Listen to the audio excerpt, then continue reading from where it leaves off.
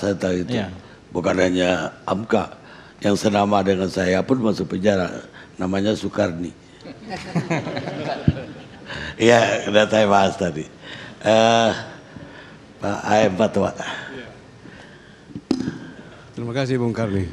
Silakan Bismillahirrahmanirrahim. Pak Assalamualaikum Fatwa warahmatullahi sebagai wabarakatuh. orang yang pernah dipenjarakan di masa Presiden Soeharto. Ya, Saya masih sebenarnya ingat bukan sekedar keluar masuk penjara, tetapi keluar masuk rumah sakit. ya, Karena dan juga sempat dibacok di Jalan Sabang kalau saya nggak ya, salah. karena disiksa. Tetapi begini Bung Karni, itu semua adalah catatan masa lalu. Yang penting itu hari esok bagi bangsa dan negara kita. Maaf, saya kembali dulu kepada Bung Karno. Saya seorang pengagum Bung Karno sejak masih sekolah dasar. Tetapi saya juga pernah dibuang Bung Karno ke Sukabumi, ke Surakarta, Karanganyar, Tawamangu selama 6 bulan. Ketika saya masih mahasiswa sebagai aktivis intra dan ekstra universitas. Itu saya mengikuti Hamka Kasman ke Sukabumi itu. Tetapi ketika 2012 ada inisiatif dari Pak Taufik Kimas untuk mempahlawankan Bung Karno secara perorangan, bukan sekedar pahlawan proklamator Soekarno-Hatta, saya ikut dalam panitia itu bersama Jimli Asidiki. Dan Kasman sendiri yang pernah dipenjara lama oleh Bung Karno, beliau mengantar jenazahnya ke Blitar. Maka ketika Pak Harto juga sakit di Pertamina, rumah sakit Pertamina, saya datang dan beliau menerima saya dengan senyum, lalu saya juga refleks mencium keningnya. Dan ketika wafatnya, saya mengantar jenazahnya juga ke Mangadek. Jadi saya kira kalau cerita ini, saya setiap hari bergaul dengan Kolonel Latif, dengan CCPKI, mulai dari Syam Kamaruzamam, Pono, Bono, itu di penjara. Ketika sama-sama di penjara. Ketika sama-sama di penjara, ya. Jadi saya pernah di penjara di masa Orde Lama oleh BPI-nya Subandrio dan Kopkamtibnya di masa Orde Baru. Kopkamtibnya Soeharto di masa Orde Baru. Jadi alhamdulillah saya termasuk saksi sejarah menderita. Tetapi semuanya itu saya tidak dendam. Jadi saya ingin mengajak bangsa ini, mari kita berdamai dengan sejarah, berdamai dengan masa lalu. Saya mau menggarisbawahi itu. Ketika saya meninggalkan gerbang penjara, kalau saya tidak meninggalkan kebencian saya di dalam penjara itu, maka sampai hari ini saya masih dalam penjara, kata Nelson Mandela. Silakan, Pak. Jadi saya ingat juga, ya guru politik saya salah seorangnya, Mr. Syafruddin Prawira Negara, ketika terakhir menjenguk saya di penjara Cipinang dan kemudian tidak sempat bertemu lagi, beliau wafat. Saudara Fatwa menoleh sebentar ke belakang sebelum meninggalkan pintu penjara. Saudara Fatwa, jangan pernah berasumsi bahwa lawan politik itu sepenuhnya salah, dan jangan juga berasumsi bahwa kita itu sepenuhnya benar. Saya kira itu mari kita renungkan itu, kata-kata Mr. Syafruddin Prawira Negara.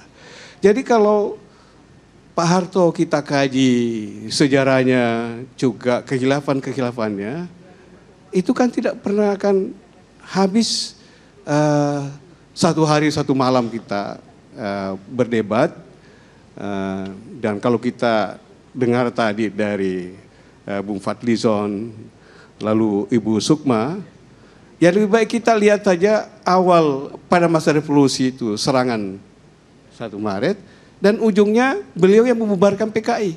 Kita lihat saja ujungnya di situ.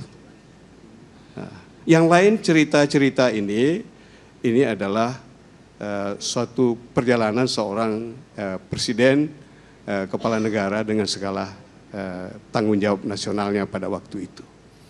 Ya. Jadi ya kasarnya Pak Fatwa kan sangat melupakan pengalaman yang keluar masuk penjara tadi. Artinya dengan ikhlas sekali sudah memaafkan. Saya masih ingat loh penderitaan Pak Fatwa di Cipinang, ngirim surat ke saya, hanya minta dibeliin tape recorder. Saya nggak tahu. Ya, Ya sekarang itu ada dihapus semua. Semua itu semua cuma catatan itu, catatan masa lalu. Yang penting saya kan masih hidup dan bisa bercerita kepada anak cucu sekarang, yang tentunya yang baik dan juga yang buruk, ya semua kita jadikan catatan sejarah. Tetapi kita harus bisa saling memaafkan. Apakah dengan demikian saya bisa simpulkan bahwa Pak Fatwa setuju justru kalau Presiden Soeharto dijadikan pahlawan nasional? Sangat setuju. Sebagaimana saya juga sangat setuju sebelumnya kepada Bung Karno yang juga ada kontroversi tentang Bung Karno. Tapi saya malah menjadi panitianya. Jadi kalau Pak Harto juga sangat setuju. Meskipun saya pernah menderita luar biasa.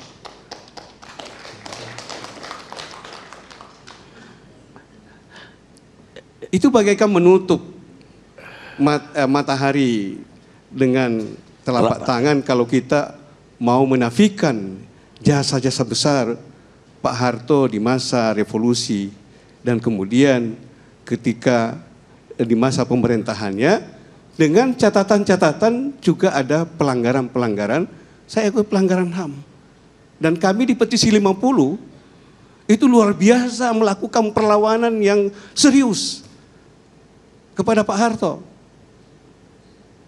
Dan disinilah saya mengalami, saya yang jadi sasaran karena mungkin saya yang kira-kira paling ringan risikonya kalau saya yang menjadi sasaran dari Kopkamtib. Tapi saya juga tunjukkan bahwa saya satu-satunya warga negara Indonesia yang pernah menuntut Kopkamtib di pengadilan. Saya ingin menunjukkan juga.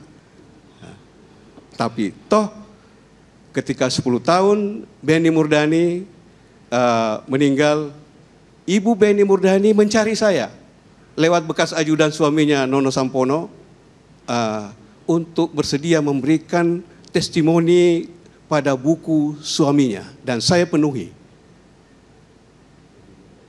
Dan barangkali tidak banyak yang tahu bahwa Ali Sadikin luar biasa juga perlawanannya melalui Petisi 50 dengan Pak Harto. Tetapi malah lebih dulu dari saya menjenguk Pak Harto di Jalan Cendana. Dan kemudian Pak Harto membalasnya juga, diantar oleh Mbak Tutut bersilaturahim kepada Pak Ali Sadikin di Jalan Borobudur nomor 2. Jadi apa sebenarnya yang perlu kita simpan dendam di kalangan para pemimpin kita ini? Kalau kita berkaca juga, dan saya dengar cerita langsung misalnya dari Pak Natsir, bagaimana di parlemen misalnya mau lempar-lemparan kursi antara orang-orang Masyumi dengan PKI. Tetapi anak Isa Ansari, teman saya yang sudah meninggal, Endang Saifuddin Ansari, itu malah dipangku-pangku oleh Aidit. Jadi saya di penjara juga, tukang cukur saya adalah tokoh PKI. Saya tidak takut itu bahwa leher saya disembelih.